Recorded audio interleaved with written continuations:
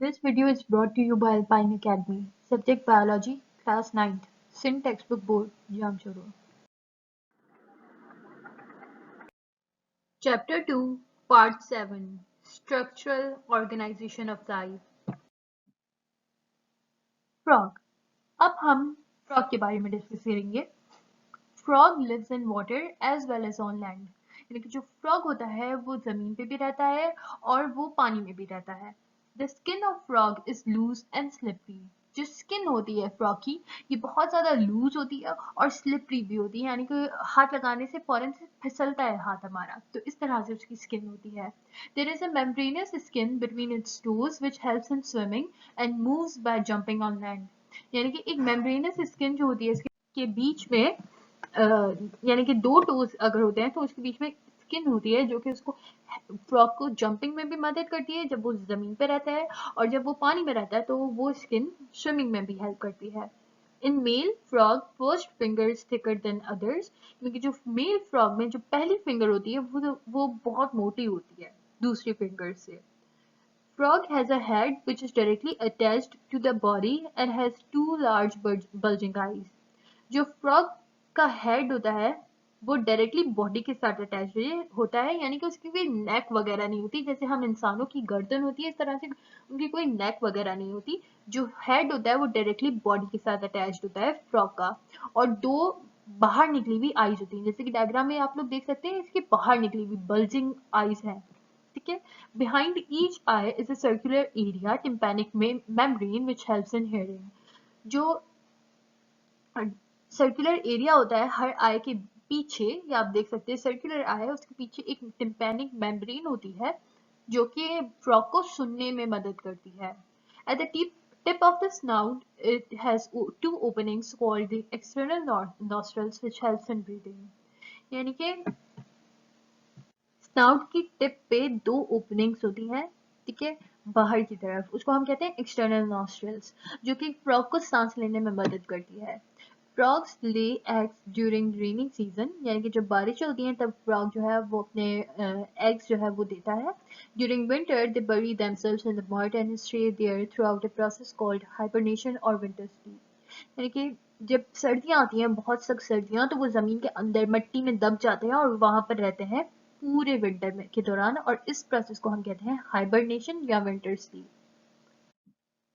Internal organs and systems of frog. अच्छा frog के अंदर क्या क्या ऑर्गन्स है इंटरनली और उसके क्या क्या सिस्टम्स है उसके बारे में अब हम डिस्कस करेंगे.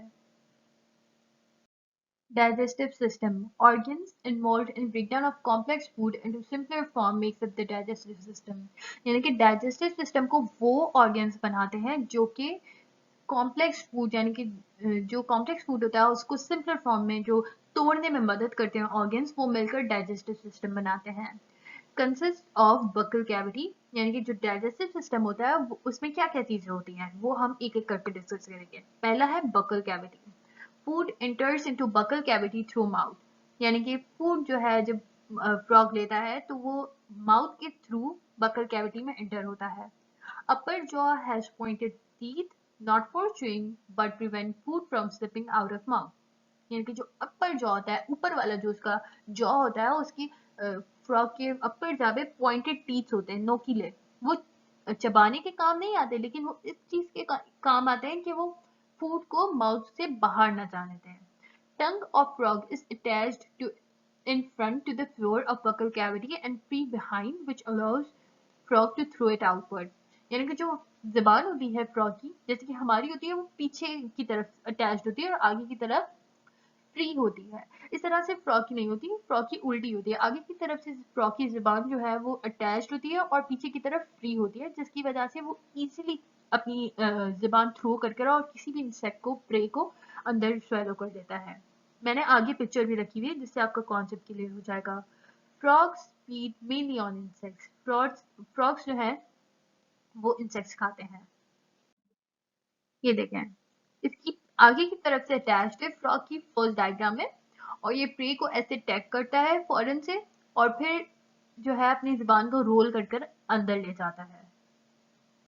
Pharynx. Buccal cavity opens into pharynx which leads into a wide tube esophagus. जो buccal cavity होती है वो फेरिंग्स में खुलती है, जैसे हमें पढ़ा था कि पहले माउथ में फूड एंटर होता है, उसके बाद बकल कैविटी में, then into the pharynx. Pharynx के बाद ईसोफेगस में चला जाता है food. Immediately behind the tongue, on the floor of the pharynx, is a slit-like opening, the glottis, which opens into lungs. यानी कि जो टंग होती है, फेरिंग्स के पास जो फ्रीली मूव्ड टंग होती है, उसके बाद फौरन से एक ओपनिंग होती है जिसको हम ग्लॉटिस कहते हैं, और वो लंग्स में ओपन होती है। यानी कि फूड लंग्स में भी जा सकता है और ईसोफेगस में भी जा सकता है, लेकिन क्या होता है, जैसे ही फ्रॉग अपना खाना निकलता है तो ग्लॉटिस जो है वो लंग्स वाली जो ओपनिंग होती है उसको बंद कर देता है और फूड डायरेक्टली ईसोफेगस में एंटर हो जाता है। Oesophagus and stomach. Pharynx opens into a wide tube called esophagus or gullet. जो फेरिंग्स है वो जाके खुलता है ईसोफेगस में या गलेट में, ठीक है। Transpose food into stomach. अच्छा, जो ईसोफेगस होता है बेसिकली वो स्टमक की तरफ फूड को ट्रांसफर करता है from pharynx. Stomach is thick walled muscular sac, interior end of which is called cardiac end, while posterior end is called pyloric end. जो स्टमक होता है उसकी वॉल बहुत ज्यादा थिक होती है, उसके इंटीरियर पार्ट को हम कहते हैं कार्डियक एंड और उसके स्टमक के पोस्टीरियर पार्ट को कहते हैं pyloric and. Food after entering stomach gets mixed with an enzyme pepsin which partially digests proteins. जो फूड होता है जब वो स्टमक में इंटर हो जाता है उसके बाद डाइजेशन स्टार्ट होती है। डाइजेशन तो खैर हाँ, उसके बाद डाइजेशन स्टार्ट होती है। और कैसे स्टार्ट होती है, क्योंकि फूड जो है वो पेप्सिन एक एंजाइम होता है जो कि स्टमक रिलीज करता है, उसके साथ मिक्स हो जाता है जो कि प्रोटीन्स की डाइजेशन में हेल्प करता है। Food in stomach changes into a paste-like substance called chyme. पेस्टिन के साथ मिलने के बाद जब डाइजेशन होती है थोड़ी बहुत फूड की, तो वो एक पेस्ट में चेंज हो जाता है जिसको हम कहते हैं chyme. Intestine. It is long, narrow, coiled tube. यानी कि स्टमक के बाद इंटेस्टाइन में एंटर हो रहा है food. Divisible into small and large intestine. यानी कि ये इंटेस्टाइन जो है उसके दो पार्ट्स होते हैं, एक स्मॉल इंटेस्टाइन और एक large intestine. Partially digested food from stomach enters the small intestine and digestion is completed. जो partially यानी कि जो थोड़ा बहुत digested food होता है जो कि stomach में digestion होती है, उसके बाद वो small intestine में enter करता है, और small intestine में enter होने के बाद जो food की digestion होती है वो complete हो जाती है। Digested food is absorbed into the blood from the small intestine. और जब डाइजेशन कंप्लीट हो जाती है स्मॉल इंटेस्टाइन में, तो जो जितना भी डाइजेस्टेड फूड होता है वो ब्लड में एंटर करता है with the help of small intestine. Undigestible parts of food enter large intestine, also called rectum. जो undigested यानी कि जो फूड के वो पार्ट जो कि डाइजेस्ट नहीं हो पाते फ्रॉग की बॉडी में, वो लार्ज इंटेस्टाइन में एंटर हो जाते हैं जिसको हम रेक्टम भी कहते हैं। Short terminal part of rectum is called cloaca. जो शॉर्ट सबसे आखिरी पार्ट होता है, टर्मिनल पार्ट होता है, यहाँ पर मैं आपको दिखा देती हूँ, ये देखें, ये है क्लोका, ये टर्मिनल पार्ट है, ओपनिंग है बेसिकली। और फूड जो है, जो अनडाइजेस्टेड फूड होता है वो इस ओपनिंग से क्लोकल ओपनिंग के थ्रू या क्लोकल अपर्चर जिसे हम कहते हैं उसके थ्रू बाहर निकल जाता है फ्रॉग की बॉडी से। Liver and pancreas. Liver is large reddish brown gland located adjacent to stomach. यानी कि जो लिवर है वो बहुत बड़ा रेडिश ब्राउन कलर का होता है और वो स्टमक के साइड पे होता है। Its secretion is known as bile. जो लिवर जो भी सिक्रेशन करता है उसको हम बाइल कहते हैं। Between the lobes of liver is a rounded pouch called the gall bladder which stores bile. Liver के जितने भी लोब्स होते हैं उसके बीच में गॉल ब्लैडर पाया जाता है। यहाँ पर मैं आउटलाइन कर देती हूँ। ये देखिए, गॉल ब्लैडर आ गया, यहाँ पर लिवर आ गया। ये जो लिवर के लोब्स हैं इनके बीच में गॉल ब्लैडर लाया करता है और ये बाइल को स्टोर करने में हेल्प करता है। A bile duct arises from it and joins the pancreatic duct. जो बाइल डक्ट होती है वो गॉल ब्लैडर से अराइज करती है, ये देखिए ये निकल रही है, और फिर पैनक्रियाटिक डक्ट में जाके एंटर करती है। Pancreas lies between the stomach and small intestine. जो पेनक्रियास होता है, ये देखिए ये रहा पेनक्रियास, और ये पीछे इसकी तरफ ये देखें, ये लीफ लाइक होता है पेनक्रियास, और ये स्टमक और स्मॉल इंटेस्टाइन के बीच में पाया जाता है। और जो ये सीक्रेट करता है पेनक्रियास उसको हम कहते हैं pancreatic juice. Pancreatic duct together with bile duct join to form common hepatopancreatic duct which opens into duodenum. यानी कि जो पैनक्रियाटिक डक्ट होती है जो कि पैनक्रियास से निकलती है वो बाइल डक्ट्स के साथ ज्वाइन करती है जो कि लिवर से निकल रही है, ठीक है। वो दोनों मिलकर हेपेटोपैनक्रियाटिक डक्ट बनाते हैं और फिर ये ओपन होती है जाके ड्यूडेनम में। Digestion. It is a process in which complex form of food is converted to simpler digestible form by action of enzymes. Digestion क्या होती है बेसिकली? ये पूरा प्रोसेस है जिसमें जो कॉम्प्लेक्स फूड होता है वो सिंपलर डाइजेस्टिबल फॉर्म में चेंज होता है, यानी कि उस फॉर्म में चेंज होता है जिसमें डाइजेशन इजी हो। किसकी मदद से? एंजाइम्स की मदद से। Respiratory system. Energy is required by every organism to carry on life activities, and for that purpose oxygen is necessary, and in turn organisms produce carbon dioxide as waste product. यानी कि energy जो होती है वो हमें पता है कि हर ऑर्गेनिज्म को चाहिए ताकि वो अपनी लाइफ कैरी ऑन कर सके, और इस चीज के लिए ऑक्सीजन, उस एनर्जी के लिए ऑक्सीजन बहुत ज्यादा जरूरी है। और जब ऑक्सीजन ऑर्गेनिज्म यूज करता है तो उससे वेस्ट प्रोडक्ट प्रोड्यूस होता है जिसको हम कार्बन डाइऑक्साइड कहते हैं। इस पूरे प्रोसेस को हम रेस्पिरेटरी सिस्टम कहते हैं। In short, taking in of oxygen and producing carbon dioxide as waste product is called respiration. यानी कि जो ऑक्सीजन का अंदर जाना बॉडी के और कार्बन डाइऑक्साइड का बाहर आना एज वेस्ट प्रोडक्ट, इस पूरे प्रोसेस को रेस्पिरेशन कहते हैं। It is divided into two phases, यानी कि जो रेस्पिरेशन है वो दो फेजेस में डिवाइडेड है, गैसियस एक्सचेंज और extra cellular respiration and cellular respiration. यानी कि गैसियस एक्सचेंज होती है एक, जिसको मतलब जो बाहर एयर में जो एयर होती है, गैस होती है एयर में जो, उसके साथ जो बॉडी के अंदर जो गैसेस होती है उन दोनों की एक्सचेंज होती है। और दूसरा होता है सेलुलर रेस्पिरेशन, यानी कि सेल्स के अंदर कैसे रेस्पिरेशन, यानी कि सेल्स के अंदर गैसेस कैसे जाती हैं। We will only discuss about gases exchange, यानी कि आप लोगों की बुक में सिर्फ और सिर्फ गैसेस एक्सचेंज के बारे में लिखा हुआ है, तो इसलिए हम सिर्फ अभी गैसेस एक्सचेंज के बारे में पढ़ेंगे। Frogs has three types of respiration on the basis of gaseous exchange. देखिए frogs की तीन टाइप्स होती हैं रेस्पिरेशन की गैसेस एक्सचेंज की बेसिस पे। एक pulmonary respiration, cutaneous respiration and third one is buccal respiration, यानी कि फ्रॉग इन तीन तरीकों से रेस्पायर करता है।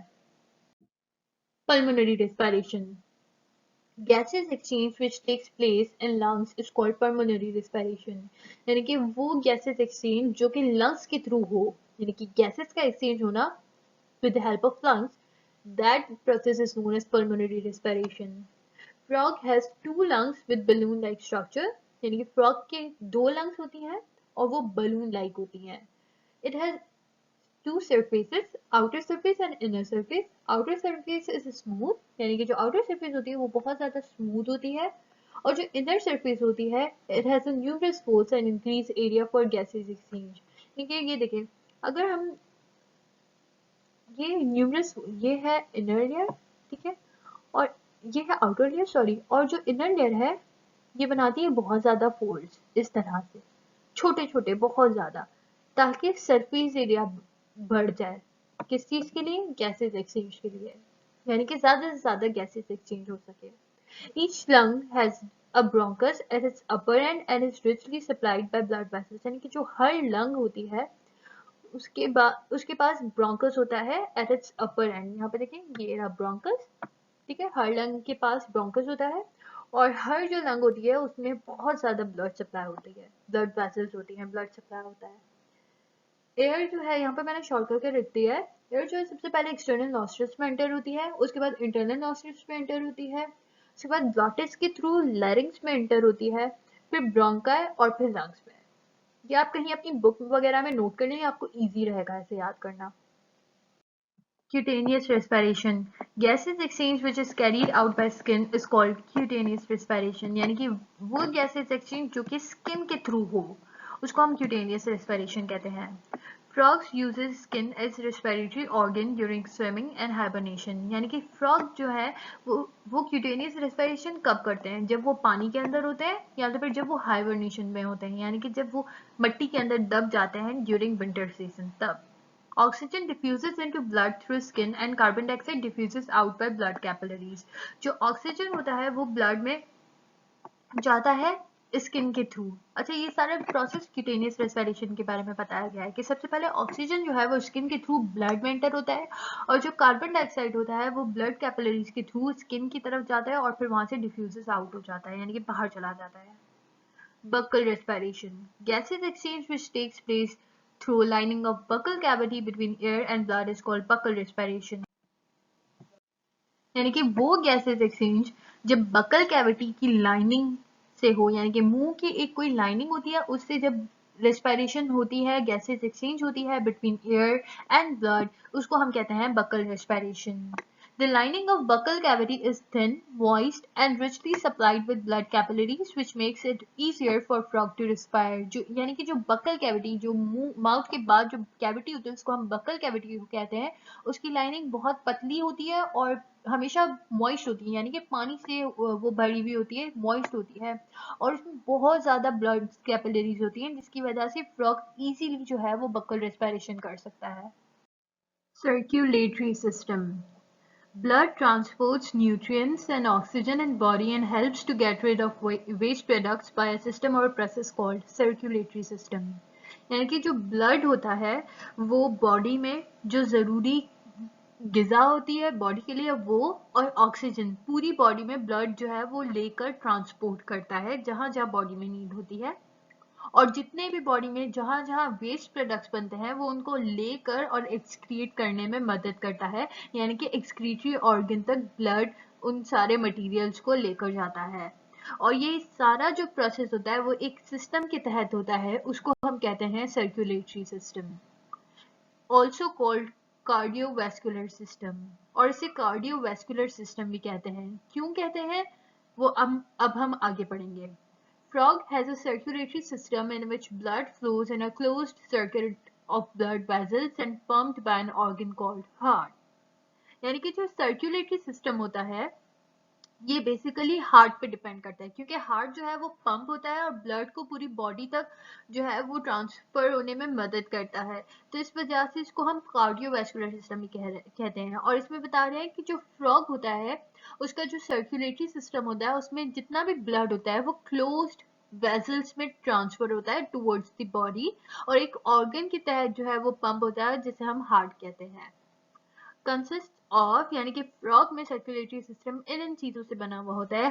First is heart, arteries, veins and capillaries. जो आर्टरीज होती हैं वो हार्ट से ब्लड जो है वो दूर की तरफ लेकर जाती हैं। देखिए आर्टरीज में ए आता है और अवे में भी ए आता है, तो ऐसे आप लोग याद कर सकते हैं, arteries take blood away from heart, veins take blood towards heart, यानी कि हार्ट की तरफ लेकर आती है veins.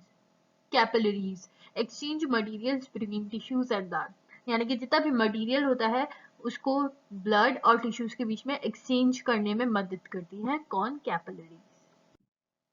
Heart, it is conical muscular pumping organ, यानी कि ये कॉनिकल शेप्ड होता है, जैसे कि आप लोग डायग्राम में देख सकते हैं, इस शेप को हम कॉनिकल शेप कहते हैं। और ये पंपिंग ऑर्गन है, यानी कि पंप होता रहता है, कॉन्ट्रैक्ट और रिलैक्स होता रहता है। It is located in the anterior region of body cavity।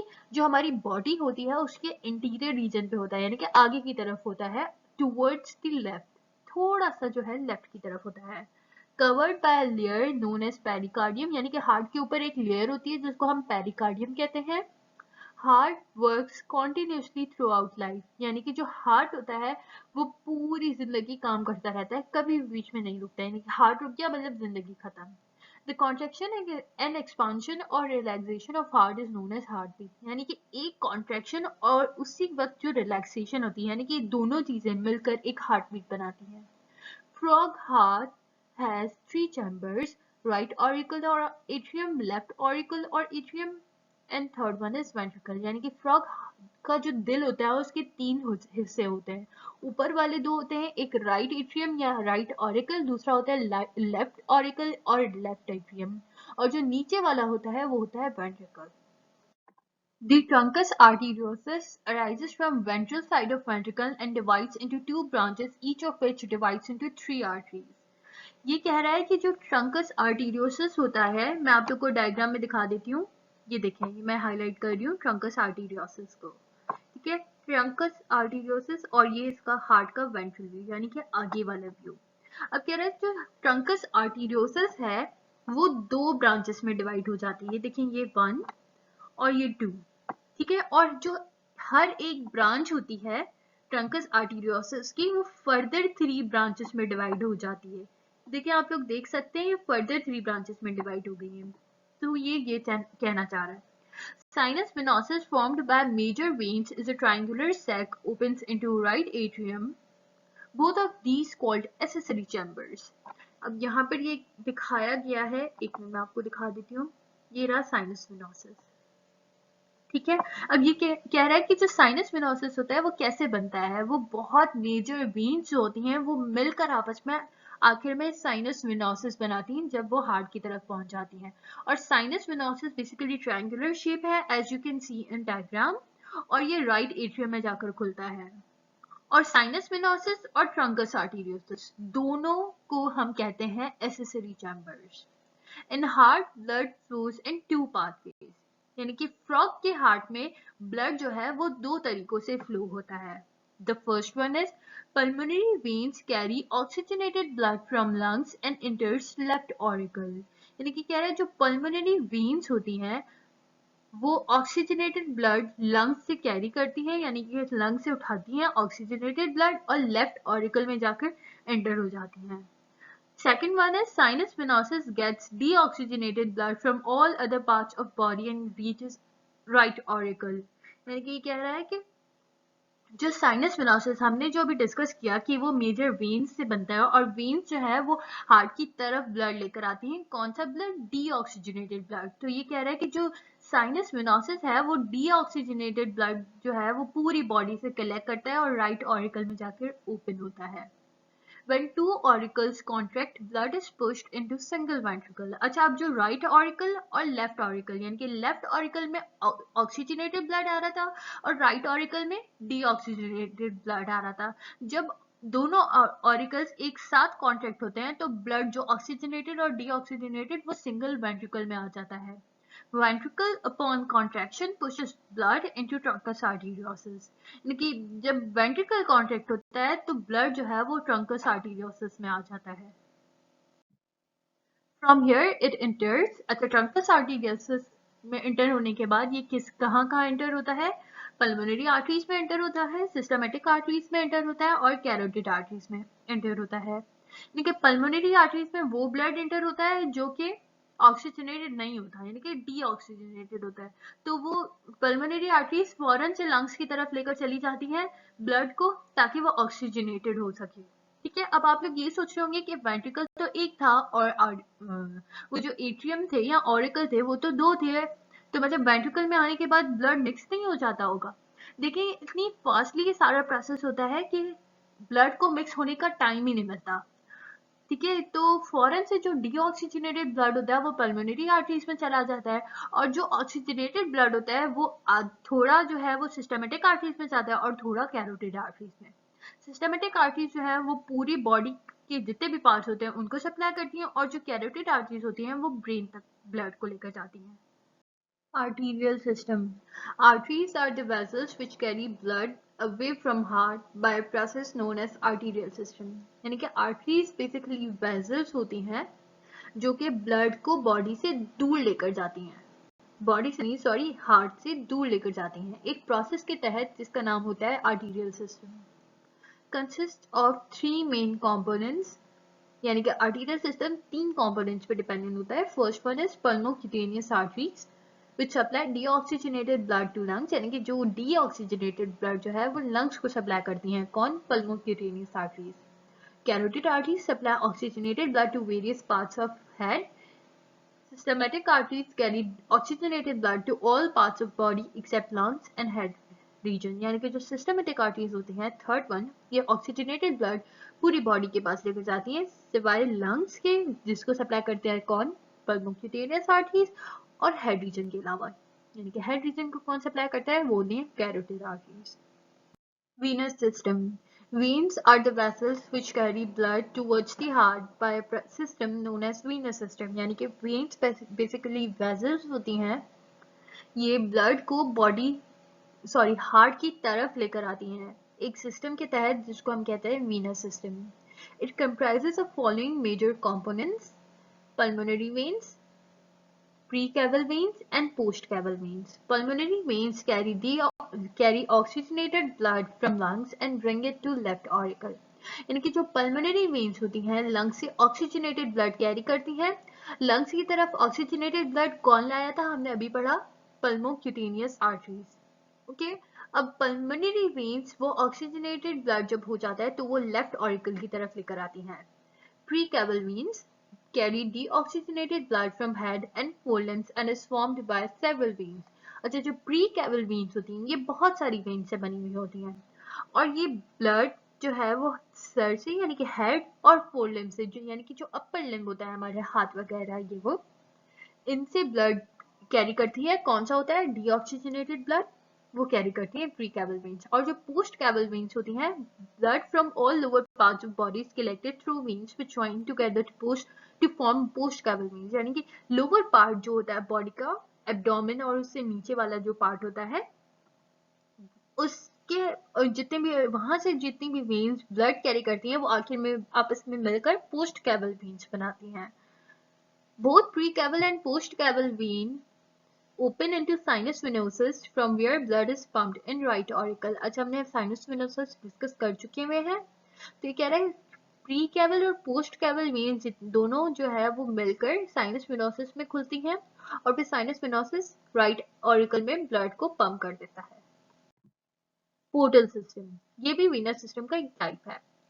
Set of veins which collect blood from one organ and discharge it into another organ are called portal veins. यानी कि एक basically veins का पूरा set होता है जो कि blood को कैरी करता है, यानी कि ब्लड को उठाता है एक ऑर्गन से और फिर दूसरे ऑर्गन तक लेकर जाता है. इस सिस्टम को जो कि ये पूरा सिस्टम जिन वेन्स से होता है उन्हें हम कहते हैं पोर्टल वेन्स और पूरे सिस्टम को कहते हैं portal system. The set of veins draining their blood into liver are included in hepatic portal system. अच्छा, ये कह रहा है कि जो भी जितना भी ब्लड होता है हमें पता है कि ब्लड लिवर के पास जाता है, ठीक है, ताकि उसमें से जितने भी जर्म्स वगैरह हैं वो मर सकें. तो ऑर्गन्स डिफरेंट ऑर्गन से उठाना ब्लड और फिर लिवर की तरफ लेकर जाना जिस सिस्टम की तहत होता है उसको कहते हैं hepatic portal vein. The set of veins draining their blood into kidneys are included in renal portal system. यानी कि वो जो किडनीज की तरफ ब्लड लेकर जाते हैं एक ऑर्गन से दूसरे ऑर्गन की तरफ, यानी कि किसी भी ऑर्गन से किडनीज की तरफ जो लेकर आते हैं उसको हम कहते हैं renal portal system. Excretory system. Excretory system is made up of set organs that are involved in process of excretion. यानी कि excretory system उन organ से बना हुआ है जो कि excretion के process में मदद करते हैं. कौन कौन से होते हैं, जैसे कि किडनीज, फिर यूरेटर्स, फिर यूरेथ्रा वगैरह, ब्लैडर और ये सारी जो चीजें होती है मिलकर जो है वो एक्सक्रीटरी सिस्टम बनाती हैं. This function is performed mainly by kidneys and filters out excretory matter from blood and pass it in the form of urine. यानी कि जो excretory system वाला पूरा जो सिस्टम होता है ये ज्यादातर किडनीज परफॉर्म करती हैं और जो excretory matter होता है जितना भी ब्लड में यानी कि जो गैर जरूरी मैटर होता है उसको बॉडी से पास कर देती है in the form of urine. There are two kidneys in frog, यानी कि फ्रॉग में दो किडनीज होती हैं, वो रेडिश ब्राउन कलर की होती हैं. The urine is carried from kidneys by a pair of tubes called ureters which open into cloaca. यानी कि जो यूरिन होता है बेसिकली वो किडनी से यूरेटर्स की मदद से कैरी होता है. अब मैं आपको ड्रॉ करके दिखाती हूँ, एक मिनट. समझिए ये पेयर शेप्ड किडनी है, ठीक है, और ये आपकी यहाँ पे दूसरी किडनी है. अब जो यूरेटर्स होते हैं बेसिकली वो इस तरह से होते हैं, यहाँ से भी एक ट्यूब निकला और यहाँ से भी एक ट्यूब निकला, ठीक है. फिर यहाँ पर होता है एक bladder type cloaca, something like this. Excuse my drawing.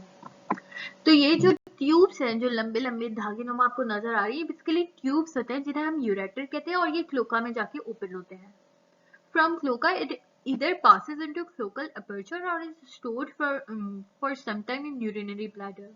Cloaca से ये क्या कह रहा है कि डायरेक्टली फ्लोकल अपर्चर के थ्रू ये पास हो जाते हैं बॉडी से बाहर यूरिन, या तो फिर कुछ देर के लिए यूरिनरी ब्लैडर में स्टोर हो जाता है urine. Reproductive system. Process of production of offsprings from parents is known as reproductive system. यानी कि वो एक प्रोसेस, वो एक सिस्टम पूरा जिससे पेरेंट्स से ऑफस्प्रिंग्स बनते हैं, उस पूरे प्रोसेस को हम कहते हैं reproductive system. Sexes are separate in frog, यानी कि फ्रॉग में मेल अलग होता है और फीमेल अलग होती है। Reproductive organs consist of gonads, cells, testis in male and ovary in female, यानी कि जो रिप्रोडक्टिव ऑर्गन्स होते हैं फ्रॉग में वो बेसिकली गोनेट सेल्स होते हैं, और जो रिप्रोडक्टिव ऑर्गन्स होते हैं वो मेल में होता है टेस्टिस और फीमेल में होता है ओवरी, और ये जर्म सेल्स प्रोड्यूस करते हैं। ठीक है, जो मेल गोनेड होता है यानी कि टेस्टिस होता है वो स्पर्म प्रोड्यूस करता है, और जो फीमेल गोनेड होती है जो कि ओवरी होती है वो ओवम प्रोड्यूस करती है। And the ducts pass them out of body, और एक डक्ट्स होती है बेसिकली गोनेड्स में जो कि ये जो सीक्रेशंस होती हैं इनको बॉडी से बाहर पास करवाने में हेल्प करवाती हैं। Gonads are located near kidneys, यानी कि फ्रॉग में जो किडनीज होती हैं जिसके बारे में हम डिस्कस कर चुके हैं, वो गोनेड्स उन किडनीज के करीब ही लोकेटेड होती हैं, यानी कि वहां पर प्रेजेंट होती हैं। The ova are released into water through the cloaca in mating season, यानी कि फ्रॉग्स का एक बेसिक मीटिंग सीजन होता है जिसमें मीटिंग होती है। तो ओवा जो है वो फीमेल फ्रॉग में से रिलीज सिर्फ उस मीटिंग सीजन में होता है। वो ओवा रिलीज होता है बॉडी से फीमेल की through the system, through by the help of ducts, और वो पानी में सीक्रेट हो जाता है। Males produces sperms during breeding season and are released from testis into water near eggs, और जो मेल होता है फीमेल जो मेल फ्रॉग होता है वो स्पर्म्स प्रोड्यूस करता है, और स्पर्म बॉडी से रिलीज होते हैं पानी में with the help of duct, और ये जो मेल प्रोड्यूस करता है स्पर्म वो ब्रीडिंग सीजन में प्रोड्यूस करता है, और फीमेल किस में प्रोड्यूस करी थी, मीटिंग सीजन में, मतलब जिसमें इनकी मीटिंग वगैरह होती है उस सीजन में। Each sperm fuses with egg and a new frog starts developing, यानी कि हर जो स्पर्म होता है वो एग के साथ फ्यूज होता है, मिलता है, और फिर नया फ्रॉग बनने लगता है। Nervous system. Nervous system includes set of organs which control and coordinate all activities of body, and that is known as nervous system. लेकिन nervous system में वो सारे के सारे organs आ जाते हैं जो कि body की activities को control करते हैं, और कौन सी एक्टिविटी को कौन दूसरी एक्टिविटी के साथ चलना है इस सारी चीजों को कंट्रोल करते हैं, और इस पूरे प्रोसेस को हम कहते हैं nervous system. It is composed of two parts: the central nervous system, which includes brain and spinal cord. The peripheral nervous system comprises of nerves which controls the central nervous system with various parts of body. यानी कि जो nervous system होता है वो basically दो में further में divide हो जाता है, दो पार्ट्स में डिवाइड होता है। एक तो होता है सेंट्रल नर्वस सिस्टम जिसमें आ जाता है ब्रेन और स्पाइनल कॉर्ड, और दूसरा होता है पेरिफेरल नर्वस सिस्टम, और पेरिफेरल नर्वस सिस्टम में वो नर्व्स वगैरह आ जाती हैं जो कि सेंट्रल नर्वस सिस्टम को बॉडी पार्ट से कनेक्ट करती हैं। The brain is protected in skull and spinal cord and is enclosed in a vertebral column. अच्छा, कह रहा है कि जो ब्रेन होता है, अब हमने बताया ना कि सेंट्रल नर्वस सिस्टम में दो चीजें आ जाती हैं, ब्रेन और स्पाइनल कॉर्ड। अब कह रहा है कि जो ब्रेन है वो स्कल से कवर्ड होता है, और जो स्पाइनल कॉर्ड होती है वो वर्टिब्रल कॉलम से कवर्ड होती है। The brain consists of following regions: olfactory lobes, यहाँ पर आप लोगों को डायग्राम में नजर आ रहा होगा, olfactory lobes सबसे ऊपर, फिर आता है cerebral hemispheres, सेकंड नंबर पे डायग्राम में आपको नजर आ रहा होगा। फिर आ जाते हैं ऑप्टिक लोब्स, ये आपको नीचे नजर आ जाएंगे। ऑप्टिक लोब्स कौन से होते हैं मैं आपको साथ साथ हाईलाइट करके दिखाती हूँ। ये देखें, these are optic lobes. Okay, the part between optic lobes and hemispheres is known as diencephalon. यानी कि जो पार्ट होता है बिटवीन हेमीस्फीयर, ये देखें ये रहा आपका सेरेब्रल हेमीस्फीयर, ओके, और ये आपका ऑप्टिक लोब आ गया। अब कह रहा है कि इन दोनों के बीच में जो आपका पार्ट होता है, यानी कि दिस वन, ये देखें आपको कैविटी टाइप नजर आ रही होगी ये, ठीक है, इसको हम क्या कहते हैं, इसको हम कहते हैं डाइनसेफेलोन। On dorsal surface of it is present pineal body, while on ventral surface pituitary gland test, यानी कि जो इसकी आगे वाली सरफेस होती है डाइनसेफेलॉन की, वहां पर पिट्यूटरी ग्लैंड होता है और पीछे की तरफ क्या होता है, पिनियल बॉडी होती है, पिनियल ग्लैंड होता है। किसके आगे पीछे, डाइनसेफेलॉन के। Last part of brain consist of cerebellum and medulla oblongata, यानी कि जो लास्ट पार्ट होता है उसमें वो सेरिबेलम आता है, सेरिबेलम, कुछ लोग कहते हैं सेरिबेलम, कुछ कहते हैं cerebellum, whatever you wanna call it, और यहाँ पर होता है medulla oblongata. Okay, spinal cord, it starts from posterior end of medulla oblongata like a thick thread, यानी कि जो मेडुला ऑब्लोंगेटा होता है उसके पीछे की तरफ से एक मोटा नुमा धागा निकलता है जिसको हम कहते हैं spinal cord. It passes through a hole in skull and enters vertebral column, यानी कि स्कल में एक होल होता है, यानी कि एक होल, आप समझ सकते होंगे क्या होता है, एक होल होता है, उससे स्पाइनल कॉर्ड निकलता है और वर्टिब्रल कॉलम में इंटर हो जाता है। Vertebral column protects the spinal cord, यानी कि जो वर्टिब्रल कॉलम होता है वो स्पाइनल कॉर्ड को प्रोटेक्ट करता है, यानी कि कवर कर देता है पूरी की पूरी स्पाइनल कॉर्ड को। Brain and spinal cord are not hard as they have system of canals filled with fluid, लेकिन जो ब्रेन और स्पाइनल कॉर्ड है वो बेसिकली हार्ड नहीं होते, क्योंकि इनके अंदर जो है वो बहुत सारे कैनाल्स होते हैं, खाली जगहें होती हैं जिसमें सिर्फ और सिर्फ फ्लूइड भरा हुआ होता है। वो सिर्फ जैसे ब्रेन स्कल से और स्पाइनल कॉर्ड वर्टिब्रल कॉलम से कवर्ड होते हैं, इसलिए हमें लगता है कि ये दोनों बहुत हार्ड होते हैं, लेकिन ऐसा नहीं होता। Olfactory lobes, they are associated with sense of smell. अच्छा, हमने पीछे देखा था olfactory lobes, अब यहाँ पे बता रहे हैं कि olfactory lobes करते क्या है, यानी कि जो फ्रॉग स्मेल वगैरह करता है वो olfactory lobes करवाने में मदद करते हैं।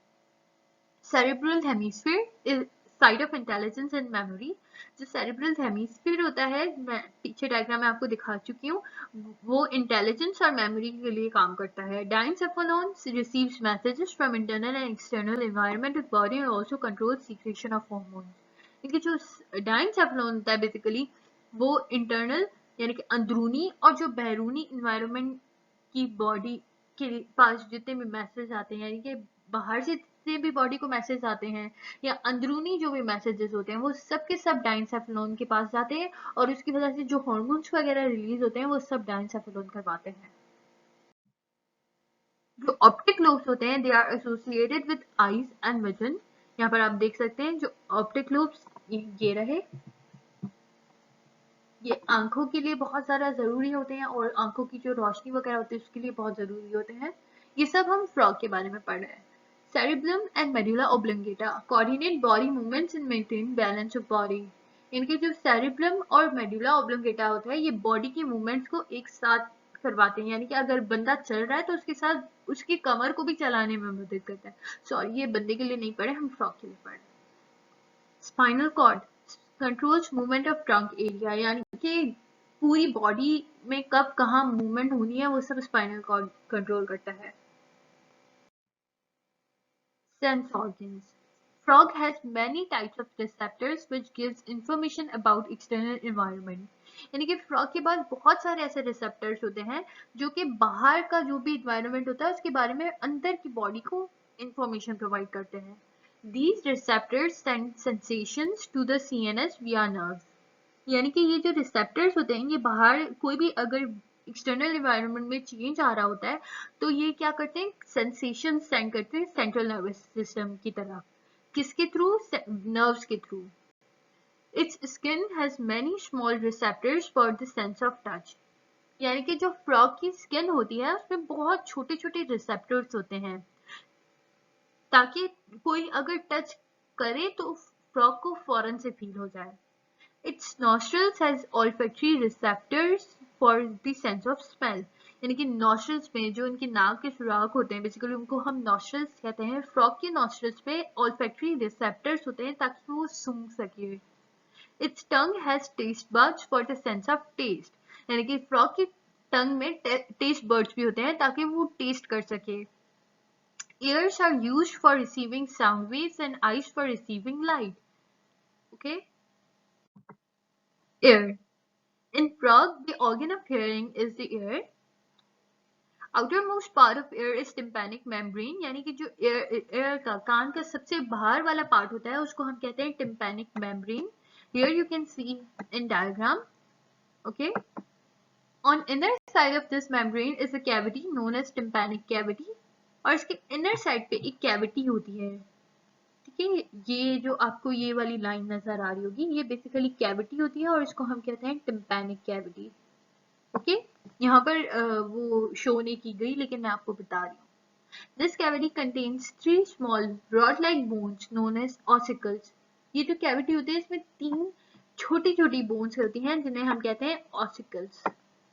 Internal air consists of 3 semicircular canals, यानी कि जो अंदरूनी जो एयर होता है उसमें 3 सर्कुलर यानी कि गोल नुमा कैनाल्स होते हैं.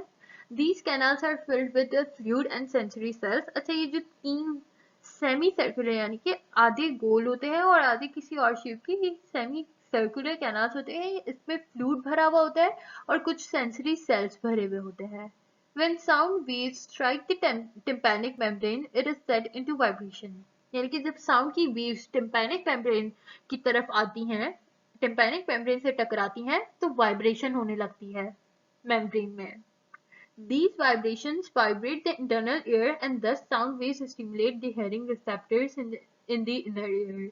ये जो vibrations होती हैं ये further internal ear को vibrate करवाती हैं और जिसकी वजह से जो है फ्रॉग को सुनाई देता है कि ओ ओके वाइब्रेशंस हो रही है, ये इस चीज का साउंड है. इस तरह से इनर ईयर तक वाइब्रेशंस ये साउंड्स आते हैं. The internal ear also keeps the balance of body, यानी कि जो इंटरनल ईयर होता है, अंदरूनी कान होता है फ्रॉग का, वो बॉडी के बैलेंस मेंटेन करने में भी मदद करता है. Eye, the frog has 2 eyes on each side of the head, यानी कि फ्रॉग की 2 आंखें होती हैं, एक हेड के राइट तरफ और दूसरी हेड के लेफ्ट तरफ.